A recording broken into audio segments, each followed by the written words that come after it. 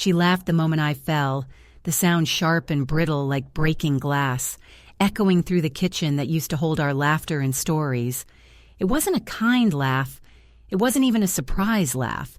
It was the kind of laugh that sinks into your bones and refuses to leave, the kind that shatters what little dignity you thought you had left.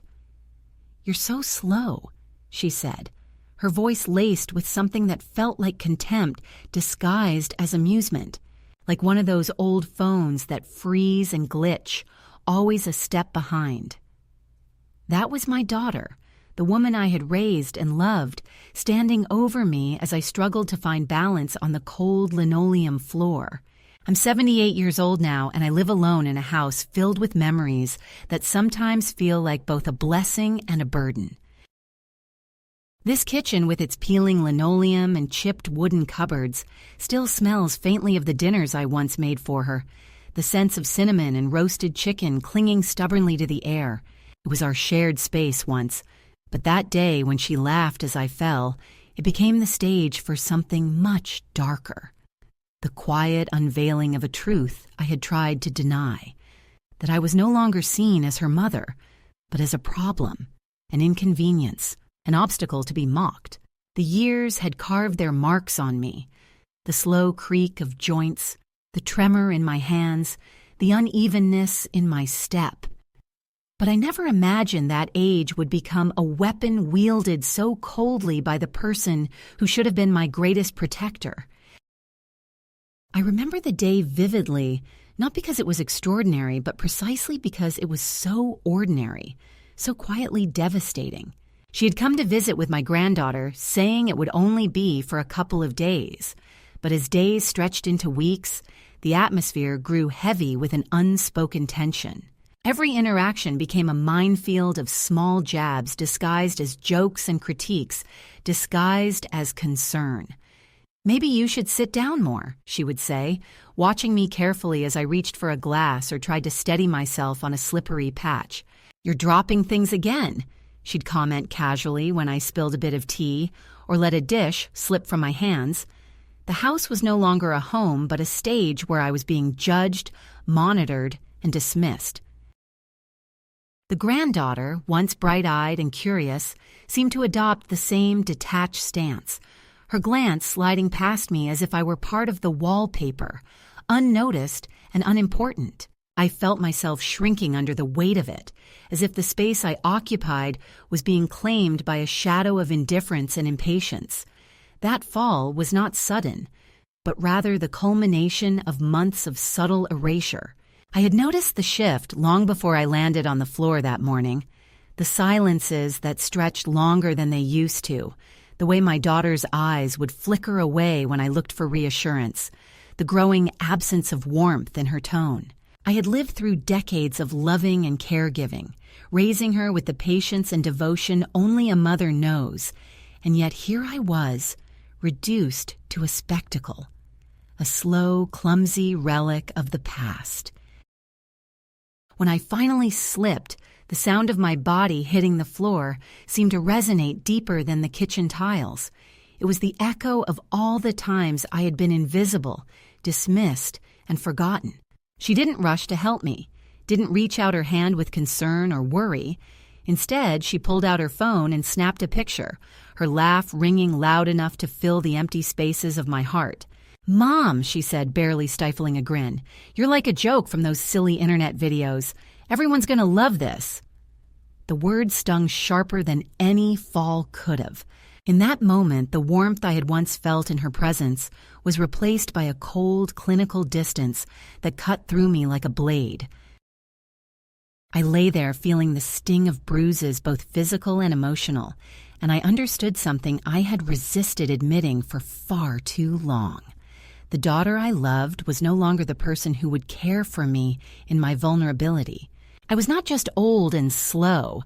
I was a source of amusement, a burden to be managed, a faded memory best kept at a safe distance. The realization settled like dust over everything I thought I knew about family, love, and the bonds that were supposed to hold us together. How did it come to this? How did the woman who once clung to my hand as a child, who sought comfort in my embrace, become someone who mocked my pain and disregarded my dignity.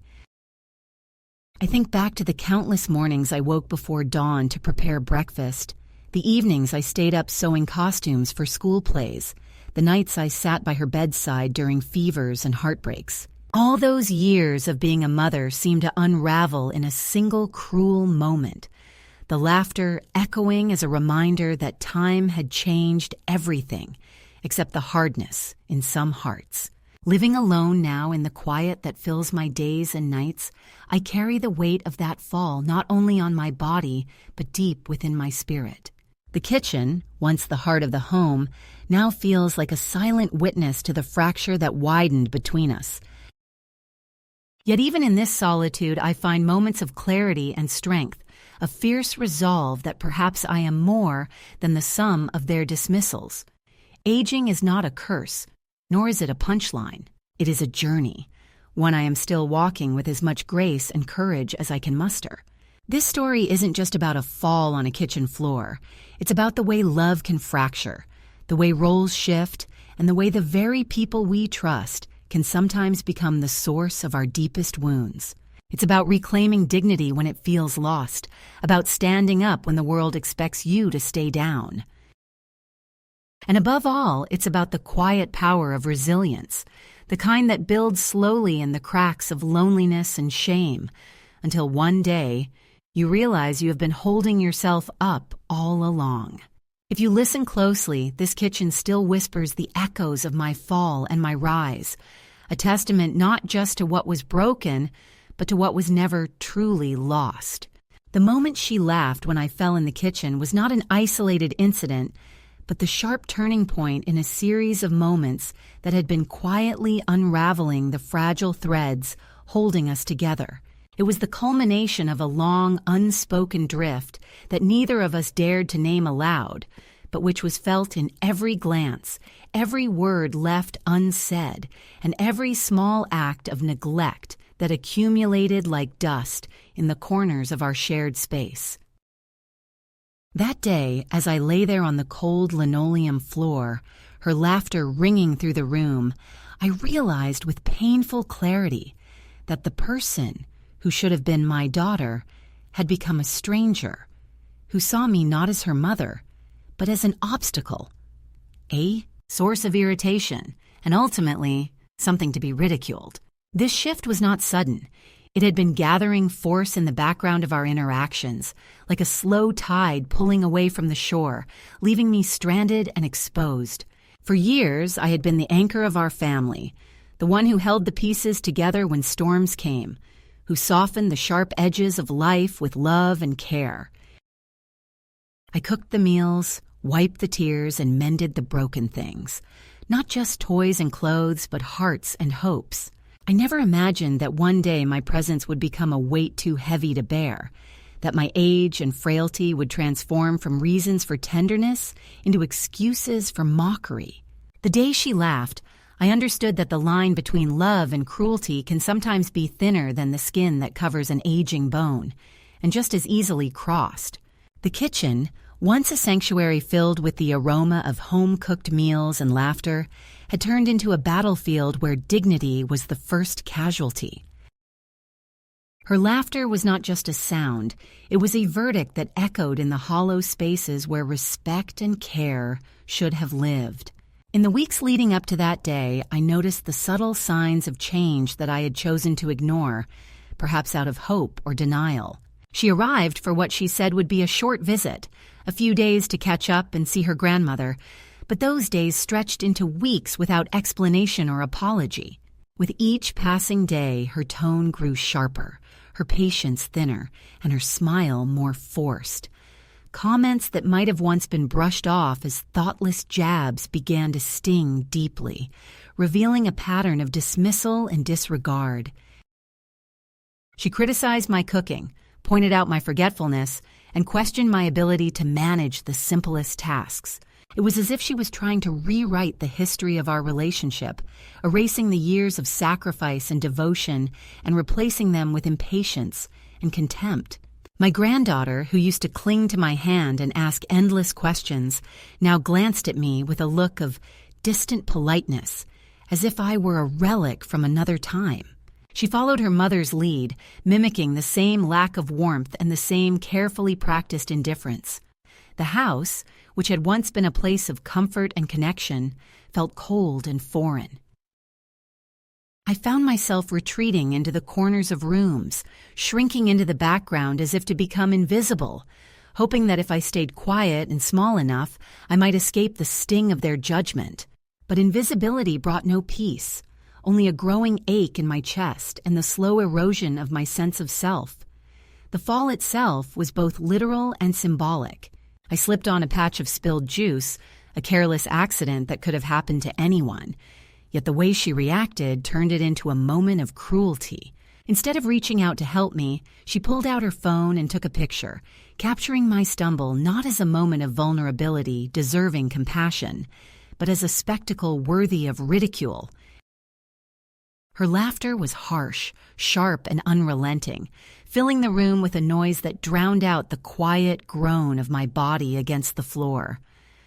"You're like an internet meme," she said, voice dripping with mockery, slow, clumsy, and a little embarrassing. The words landed like blows, cutting through the fabric of the mother-daughter bond we had once shared. In the aftermath, I felt a numbness spread through me, a protective shield against the pain that threatened to overwhelm. I stayed on the floor longer than I needed to, not because I was hurt beyond recovery, but because I needed to collect myself, to gather the shattered pieces of my dignity and place them back inside the fragile container of my heart. The silence that followed her laughter was heavy, filled with the absence of apology or concern. It was a silence that said more than any words could, that I was alone, forgotten, and no longer valued. That moment marked a profound rupture, the point at which I realized that the role I had played all my life was being cast aside, replaced by a new reality in which I was no longer the cherished mother, but a source of irritation and shame. This catalyst forced me to confront painful truths about the nature of love and aging. It showed me that family ties, no matter how strong, can fray and break under the weight of unspoken resentments and unmet expectations. It revealed the stark reality that sometimes those we love most are the ones who hurt us the deepest, not out of malice, but out of a blindness born of their own frustrations and fears. The laughter that echoed in the kitchen that day was not just a sound, but a turning point, a moment when the delicate balance of care and neglect tipped irrevocably toward abandonment. Yet within that rupture, there was also the seed of awakening.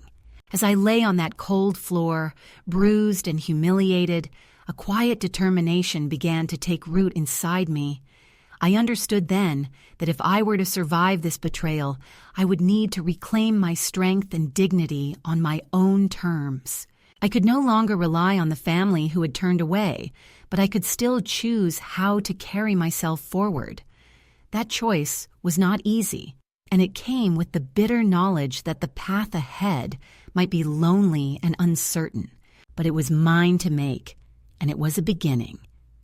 In the days that followed, I found myself retreating from their presence, from the house that no longer felt like home, and from the memories that now carried the weight of pain. I began to look inward, to search for a sense of self that was independent of their judgments and dismissals. The fall in the kitchen was not just a moment of physical vulnerability. It was a call to action, a signal that I could no longer live in the shadow of neglect and scorn. It was the moment I decided to stand up, not just from the floor, but from the silence and invisibility that had defined so much of my later years. This catalyst moment, painful and raw, is the spark that ignited the story of reclaiming my life. It forced me to see the truth of my situation, to face the loneliness that had been growing quietly beneath the surface, and to make the first hesitant steps toward healing and independence. The laughter that once threatened to break me became, in time, a reminder of the strength I needed to find within myself, the strength to rise, to speak, and to be seen again. Though the kitchen still holds the memory of that fall, it also holds the memory of my decision to refuse to be diminished any longer. It is a place marked by both pain and the promise of renewal, where the past and future collide in the quiet resilience of a woman who refuses to be forgotten. After that day in the kitchen, when her laughter still echoed in my ears like a bitter wind cutting through bare branches, something inside me shifted quietly but irrevocably. It was not a sudden rebellion nor an outburst of anger, but rather a slow, steady unraveling of the thread that had tied me to the life I once knew. The life where I was the caregiver, the center of the family, the woman whose presence was expected, if not always welcomed, then at least acknowledged.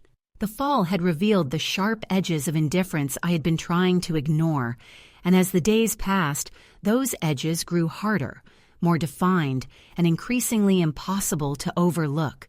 The kitchen, once a place of warmth and gathering, became a silent witness to my gradual erasure from the fabric of their lives. I began to notice the small changes that signaled a larger pattern.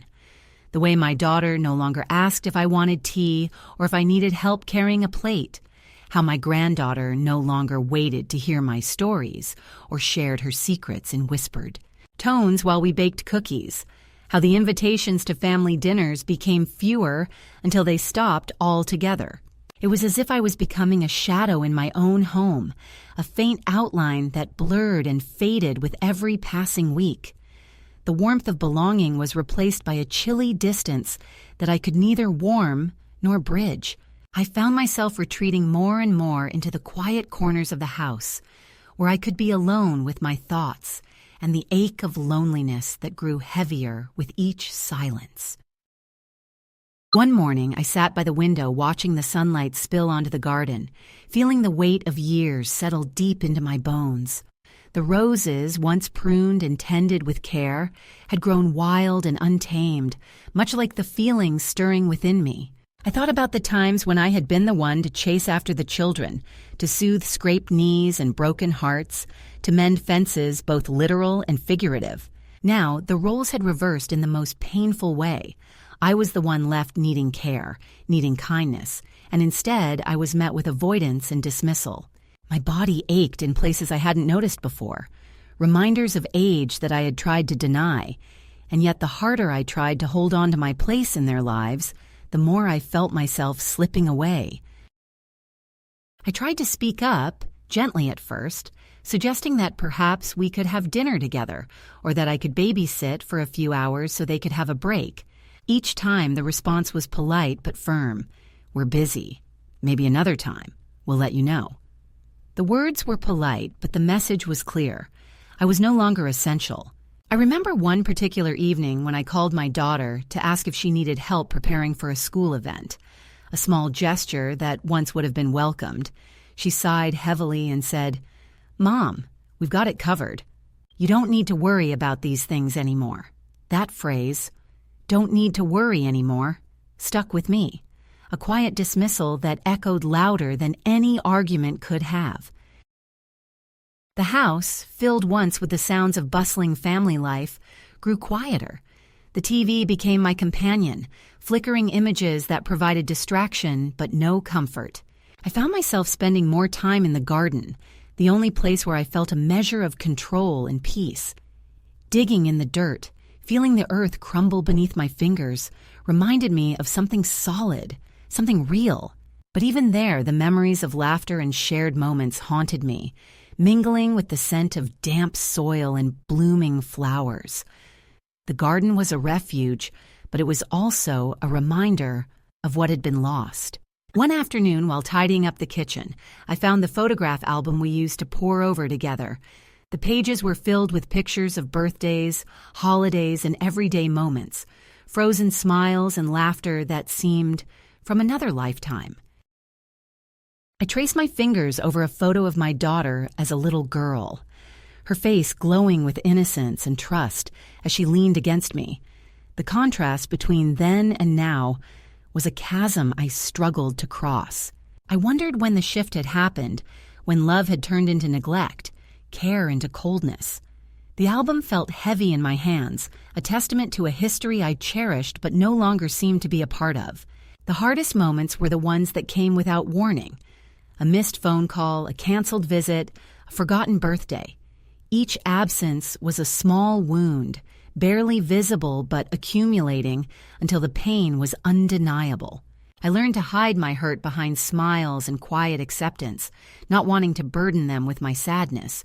But inside, the loneliness grew like a slow fire, consuming the edges of my hope. I realized that I was no longer part of their plans, no longer the one they called first or depended upon.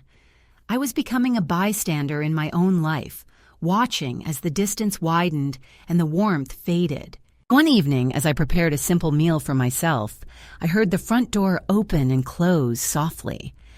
My daughter and granddaughter had arrived later than usual, the air between us thick with unspoken tension. I set the table quietly, avoiding their eyes, hoping to keep the peace. But the evening unfolded with awkward silences and forced conversation, punctuated by sharp remarks disguised as jokes. My granddaughter spilled her juice, and my daughter rolled her eyes, muttering under her breath about clumsiness. The words pierced me, and yet I held my tongue, swallowing the sting so that the fragile peace wouldn't shatter completely. That night, lying in bed with the ceiling fan humming above me, I thought about the years we had shared, the love and laughter that once filled our home. I mourned not just the loss of their affection, but the loss of myself. The woman who had given so much and now received so little in return. But amid the sorrow, a quiet determination began to grow. I knew that if I wanted to be seen and heard again, I would have to change the story. I couldn't wait for them to remember me. I had to remember myself. Slowly, I began to reclaim parts of my life that had been neglected, reading books that stirred my spirit, reconnecting with old friends, and finding joy in small, solitary moments. I took walks in the neighborhood, feeling the cool breeze on my face and the steady rhythm of my own footsteps beneath me. Each step was a reminder that I was still here, still moving forward, even if the path was uncertain. I began to write in a journal, pouring out the thoughts and feelings I had kept bottled up for so long. The pages became a mirror reflecting not just pain, but resilience and hope. I also began to set gentle boundaries, not with anger or confrontation, but with quiet firmness. When my daughter made snide comments, I would respond with calm honesty, refusing to accept the dismissal without a voice. When I was excluded from family events, I stopped waiting by the phone for an invitation that never came. These small acts of self-respect were like seeds planted in the soil of my new life, growing slowly but surely into something strong. One afternoon, I found myself standing in front of the bathroom mirror, looking at the woman reflected back. The lines etched by years, the silver strands woven through dark hair, the eyes that had seen so much joy and sorrow. I smiled softly, a smile that carried both sadness and strength. I was still here, still whole, and still worthy of love and respect. The fall in the kitchen had been a painful awakening, but it had also been a beginning. This first escalation was not a dramatic confrontation, but a slow, quiet erosion of my place in their lives, a fading into the background that left me feeling invisible, yet determined. It was a turning point that forced me to face the reality of my situation and sparked the journey toward reclaiming my dignity and independence. Though the laughter and neglect had wounded me deeply, they had also awakened a resilience I hadn't known I possessed. And in that resilience, I found the courage to begin walking away from what no longer served me, and toward a life defined not by others' judgments, but by my own strength. The turning point did not announce itself with fanfare or dramatic declarations, but rather crept in quietly, like the first light of dawn slipping through the curtains of a long, dark night. After weeks of retreating into shadows and silences, I found myself standing at the edge of something unfamiliar but undeniable, a a possibility that life could unfold differently, even now when everything I had known seemed to be slipping away. It began one morning when I woke earlier than usual, the house still wrapped in the hush of dawn, and felt an urge to do something I hadn't done in years, to move with intention, to take control of the small corners of my world that had been neglected for too long. That day, I washed the kitchen floor myself, not out of obligation, but as a symbolic act, a reclaiming of space and agency. I scrubbed the linoleum with determination, working through the stubborn stains and scuffs until the surface gleamed faintly under the soft light. I knew the floor was slippery when wet. I remembered how easy it was to lose footing there. But I did not call out a warning to anyone. I simply cleaned and watched. This act, simple and unassuming to any outsider, held within it a quiet power. It was my way of telling the world, and perhaps more importantly, myself, that I was no longer willing to be the invisible, powerless woman who took the falls and endured the mockery in silence. There was a message embedded in the careful motion of my hands and the steady rhythm of the sponge against the floor. I had not forgotten. I had not forgiven. And I would not be caught off guard again. I did not know then if she would slip, if the past would come crashing back in a moment of reckoning, but I was ready to face whatever came with the clarity of someone who had tasted both pain and resolve. In the days that followed, I noticed subtle shifts in myself that surprised me. I found a new steadiness in my step, a sharper focus in my thoughts, and a calmness in my voice that was not there before. I began to assert myself in small ways, speaking up when dismissed, setting boundaries where none had existed, and refusing to shrink to fit the expectations others had imposed on me. It was not a dramatic rebellion, but a gradual reclaiming of my space and my story. I started attending a local community center's morning gatherings, where I met other women who, like me, were navigating the complex landscapes of aging, loneliness, and family estrangement. Their stories echoed my own, and in their company I found a balm for my isolation and a mirror for my resilience. One afternoon, as I sat knitting quietly among the group, a woman named Eleanor struck up a conversation that would become a turning point in its own right. She was a few years younger, with sharp eyes and a laugh that reached her whole face, lighting up even the dullest days. Eleanor had been through a similar estrangement with her own daughter, a painful separation that had left deep scars, but also opened doors to unexpected friendships and self-discovery. We shared stories, tears, and moments of laughter, weaving a new tapestry of connection that reminded me I was not alone in this journey. That sense of belonging, fragile yet real, gave me the courage to keep moving forward. At home, I began to make changes that reflected this new chapter. I rearranged the furniture to create spaces where I could sit and read in the sunlight, placed fresh flowers on the kitchen table, and opened the windows to let the breeze carry away stale memories. I bought myself a new coat, a simple navy wool one with deep pockets and a subtle pattern, something that felt like armor and invitation all at once.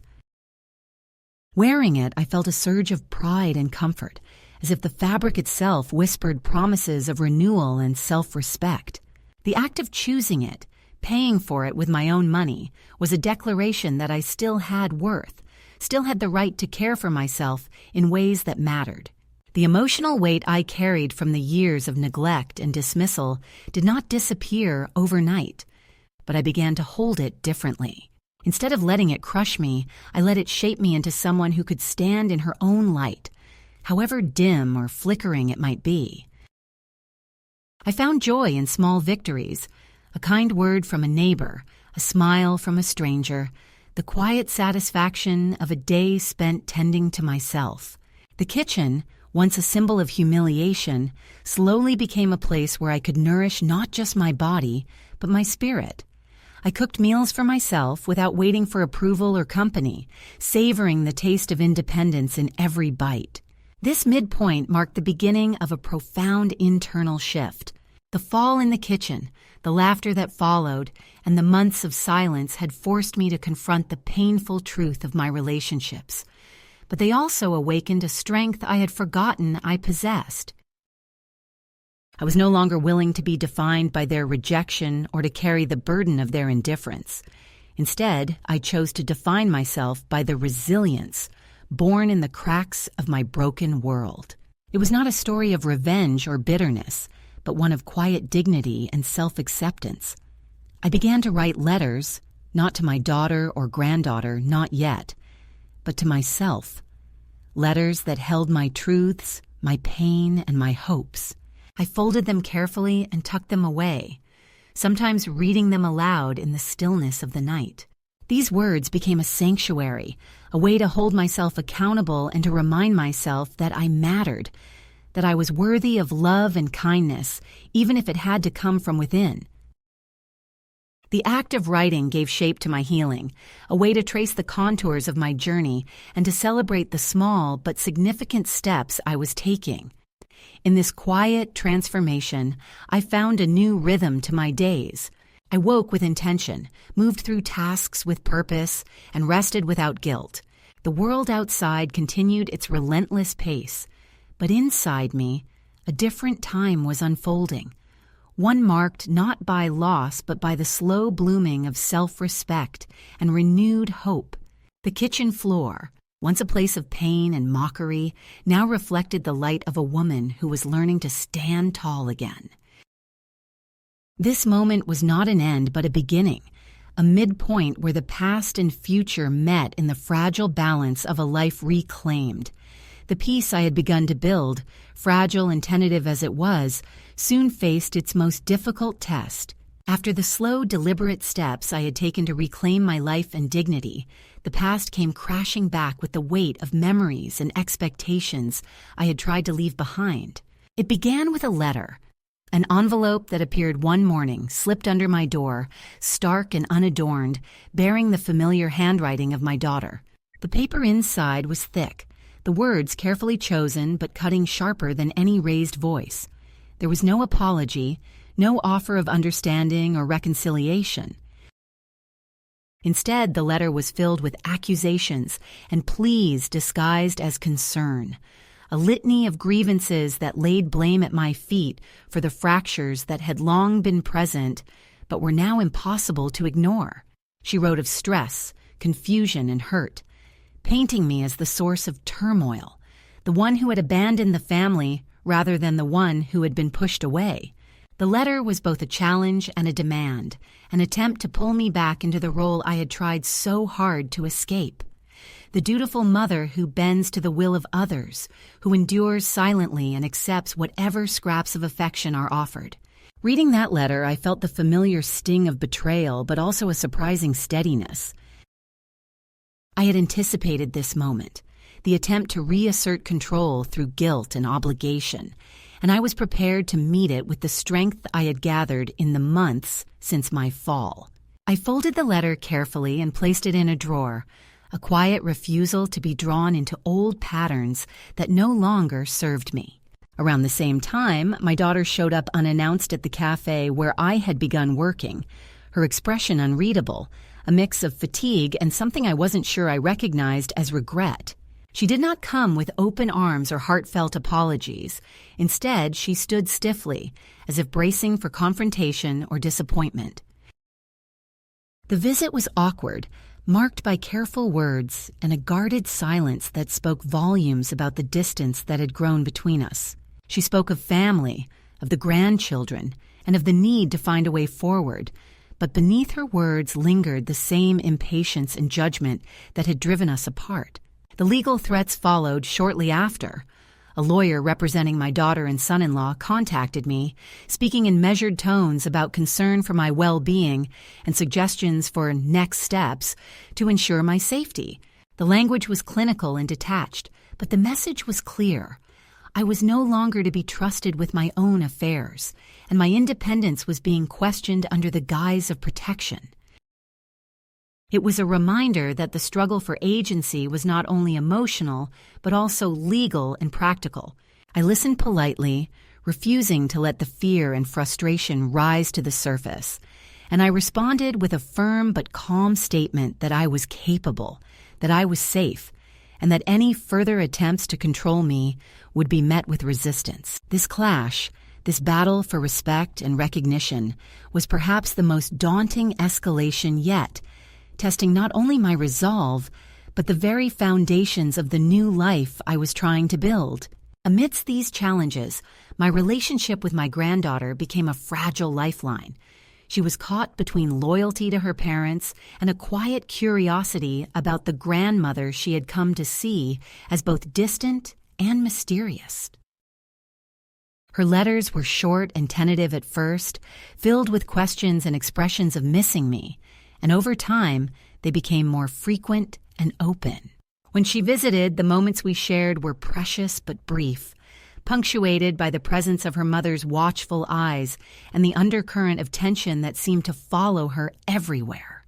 I cherished those times knowing they might be fleeting, and I sought to offer her a space free from judgment, where she could simply be herself, not an extension of the fractured family politics swirling around us. The public exposure of my absence came unexpectedly. A local newspaper ran a piece about my disappearance, quoting my daughter's worried statements and casting me as a vulnerable figure lost to my family and community. The article was a mixture of concern and subtle condescension, painting a picture that felt both invasive and inaccurate.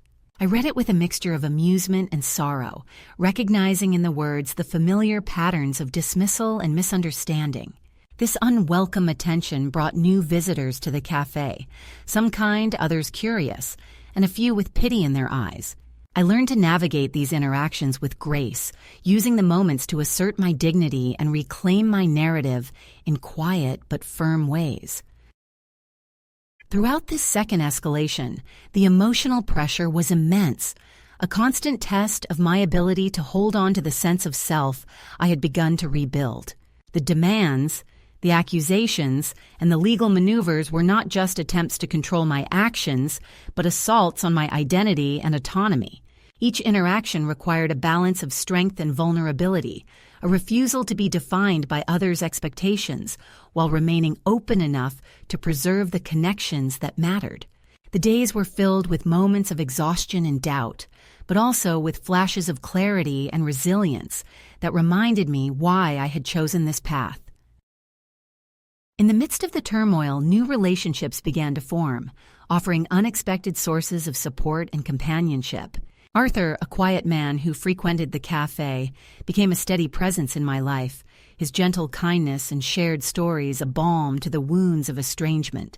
Joyce, my landlady and companion, offered a practical wisdom and no-nonsense friendship that grounded me when the world felt unsteady. These connections, built slowly and without pressure, reminded me that family and belonging could take many forms, and that healing often comes through the bonds we choose to nurture, rather than those we are born into. The pressure from my daughter and her family did not relent, but neither did I. I found new ways to assert my independence, from managing my finances discreetly to setting clear boundaries about visits and communication. I learned to say no without guilt, to walk away from conversations that drained me, and to prioritize my well-being even when it meant disappointing those I once loved deeply. This was not an act of defiance for its own sake, but a necessary step toward reclaiming the respect and dignity that had been eroded over years of neglect and misunderstanding. As the weeks turned into months, the second escalation became a crucible in which my resilience was tested and strengthened. The past and present collided in ways that were painful and sometimes disorienting, but through it all, I held on to a vision of a future where I could live fully and authentically. The laughter that once echoed in the kitchen, the silence that followed, and the challenges that rose like waves against me became part of a larger story, one of survival, transformation, and ultimately, hope. I knew that the journey was far from over, that the scars would remain and the tensions would flare again, but I also knew that I was no longer the woman who had lain on that kitchen floor, vulnerable and unseen. I was a woman who had learned to stand tall, to speak her truth, and to demand the respect she deserved. This second escalation, with all its pain and complexity, was not the end, but a powerful chapter in the ongoing story of reclaiming my life, my voice, and my place in the world. I wrote the letter slowly, deliberately, each word carrying the weight of years spent in silence, of dignity battered but not broken. The pen trembled slightly in my hand, not from weakness, but from the fierce clarity that had taken root inside me. This was not a plea or a cry for understanding. It was a declaration, a line drawn firmly in the sand. For too long, I had been a shadow, a footnote in the stories of others, an obligation to be managed rather than a person to be loved. The letter was my way of reclaiming everything that had been lost: my voice, my power, my self-respect. I told them plainly that I was safe, that I was capable, and that their attempts to control or manipulate me would no longer be tolerated. I was no longer a chapter in their narrative. I was the author of my own. The letter was not a surrender, but a triumph. It was the hardest thing I had done in years, to put on paper a truth so stark and irreversible.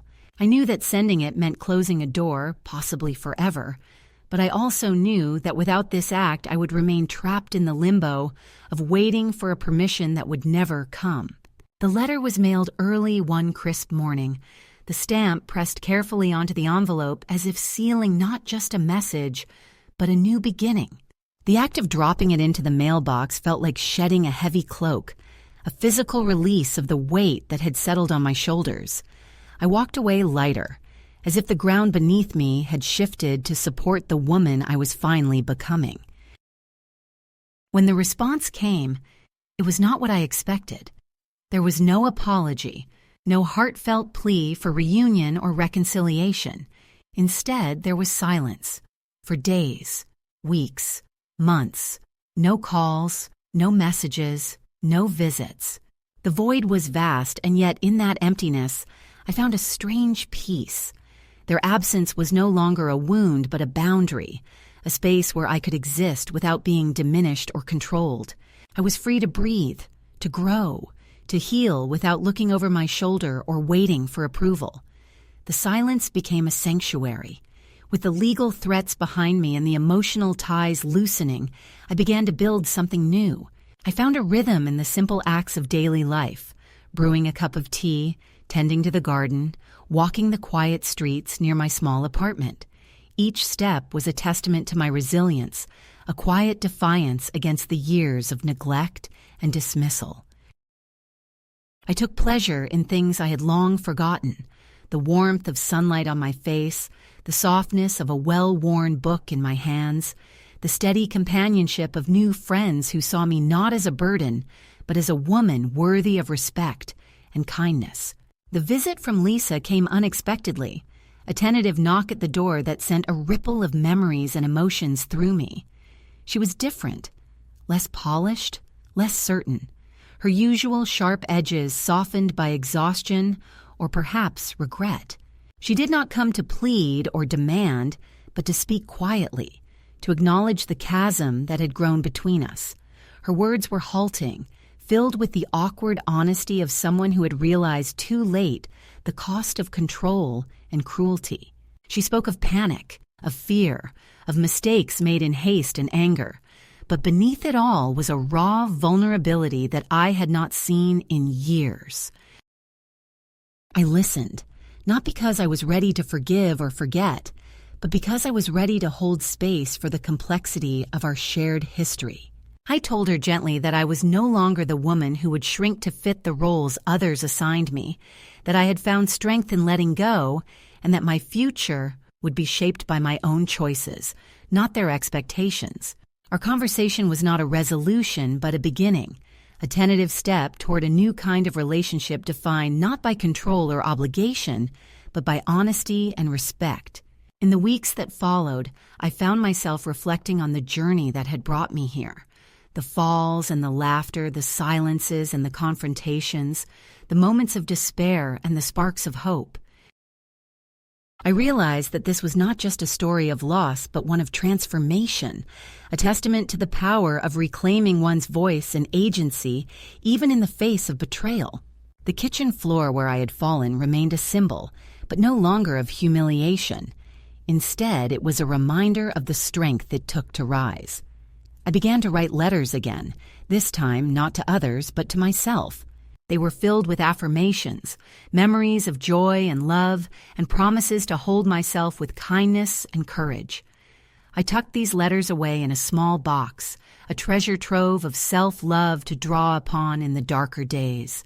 I learned that healing was not a destination, but a process, one that required patience, compassion, and the willingness to keep moving forward despite setbacks. The final act of sending that letter was a reclaiming of my story, a refusal to be silenced or erased. It was a boundary set with clarity and love for myself, a message that I mattered not because of what others demanded, but because I recognized my own worth. The aftermath was not always easy. There were moments of loneliness, doubt, and longing, but each day I chose myself again, step by step, breath by breath. As I look back now, I see that the climax was not a single event, but a series of choices, some small, some monumental, that wove together to create a tapestry of resilience and renewal. It was the moment I stopped waiting for permission to live fully and began living on my own terms. The courage it took to send that letter echoes in every act of self-care, every boundary set, every moment of quiet joy that fills my days. This is the heart of my story, the power to say no to being diminished, to reclaim the space that is rightfully mine, and to walk forward with dignity and hope. If you find yourself in a similar place, feeling invisible, unheard, or undervalued, know that the strength to rise is already within you. You are not alone, and your story is not over. Sometimes the most powerful act is simply to speak your truth and choose yourself, even when the world expects you to do otherwise. The days that followed the letter's arrival were quiet in a way I had not expected. There was no dramatic return, no sudden change of heart from those who had once dismissed me. Instead, there was a silence that stretched out like a vast, empty room, echoing not with loneliness, but with space. That space became a canvas, blank and waiting, inviting me to paint a new picture of what my life could be. In that stillness, I found a calm I hadn't known for years, a peace born not of forgetting the past, but of learning to live alongside it with grace and acceptance. I realized that this was the true freedom I had sought, the freedom to be myself, fully and without apology. One afternoon, a letter arrived, not from my daughter or son-in-law, but from my grandson. His handwriting was hesitant but sincere, and his words reached across the distance we had created, offering a fragile thread of connection. He spoke of missing me, of wanting to understand, and of hoping we could find a way forward on new terms. There was no demand or expectation, only a quiet invitation to rebuild a bond that had never truly broken, just frayed by time and hurt. I read and reread his letter, feeling a warmth spread through my chest that was both comforting and fragile. It was a reminder that love, in its many forms, can endure even the harshest storms. The meeting with him was gentle and unhurried, held in a modest motel room filled with the soft scent of takeout food and hotel soap. We spoke not as a grandmother and grandson bound by obligation, but as two people seeking to understand and be understood. There were no grand declarations or promises, only honest conversation and shared memories of better days. His presence was a balm to wounds I hadn't fully acknowledged, and in his company I felt the possibility of healing, not a return to what was lost, but a beginning of something new. The embrace we shared at the end was quiet but deep, a silent agreement that while the past shaped us, it would no longer define the future. Back at home, life settled into a new rhythm. The kitchen, once a place of pain and humiliation, became a sanctuary once more. Not because of what it was, but because of what I had made it. I filled it with the sense of cooking and fresh flowers, with laughter from friends who chose to be part of my life, and with the quiet joy of moments lived fully and freely.